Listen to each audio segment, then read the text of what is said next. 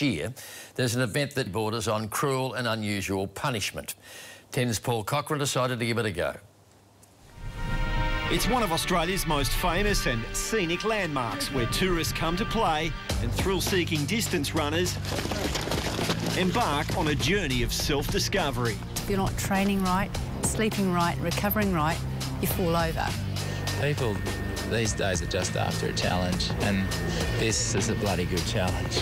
It's the North Face 100k run through the bush trails, ladders and stairs of the Blue Mountains. I mean, there are times where you just feel like there's nothing left inside you. You almost just want to drop into the floor on a ball and kind of crawl into a hole and die. And I always look at them and say, they didn't build the bloody Blue Mountains flat, did they?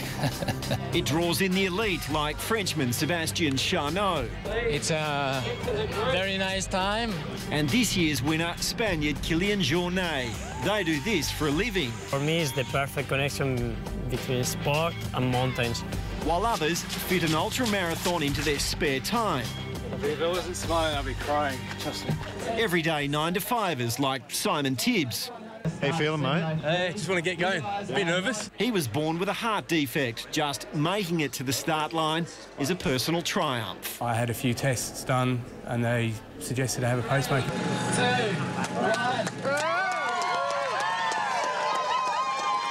Especially with his heart and stuff. As long as that's okay, I'm going to be making sure you get up and get going again. And things were going to plan. Fair travel, Simon. Oh, good, mate. Good to see you there. As the injury toll rose, Really stings.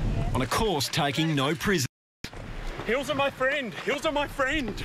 Come on, you look good. No, you're not. No, you're Come not, on. mate. Day met night and the field thinned out.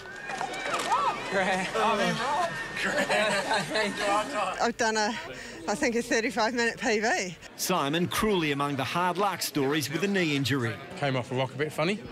It got to 65 k's and I just couldn't carry on. He knew what lay ahead. Well, this is the 89-kilometre stage of this race where runners come out of what is complete darkness here to the 5th and final checkpoint. It's a little glimmer of hope, the last chance for a bit of food, perhaps a change of clothes, certainly something warm in the stomach, and it's very much needed because it is absolutely freezing out here.